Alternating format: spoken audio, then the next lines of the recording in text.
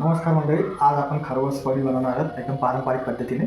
त्याच्यासाठी आपण अर्धा लिटर चिकाचं दूध घेतलेलं आहे, 1 वाटी म्हशीचं दूध घेतलं आहे, ते रूम टेम्परेचरला आहे, 1 वाटी साखर घेतलेली आहे, काही केशर काड्या घेतल्या आहेत आणि वेलची आपण बारीक करून घेतलेली आहे. तसंच वरतून टाकण्यासाठी जायफळ घेतलेलं आहे. आता ह्या अर्धा लिटर चिकाच्या दुधामध्ये आपण 1 वाटी म्हशीचं दूध मिक्स करून घेतो आहे आणि तसंच 1 वाटी आपण साखर घेतली, ती पण याच्यात टाकून घेतो आहे आणि हे चांगलं मिक्स करून घ्यायचं आहे. आता आपली साखर चांगली मिक्स झालेली आहे. आता याच्यामध्ये आपल्याला वेलची पावडर टाकायची आहे. वेलची पावडर टाकून घेऊ आपण. मी स्टीमरमध्ये पाणी गरम करत ठेवलेलं आहे. हे बघा, आता हे मिश्रण या पात्रामध्ये काढून घेऊ.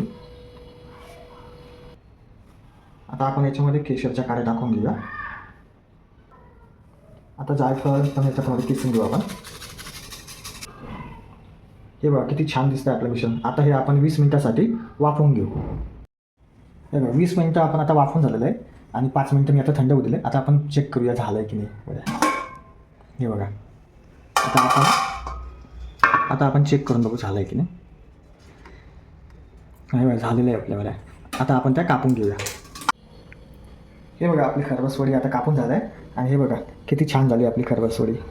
आणि तुम्हाला जर मी केलेली रेसिपी आवडली असेल तर लाईक करा, शेअर करा माझ्या चॅनलला आणि सबस्क्राईब करा.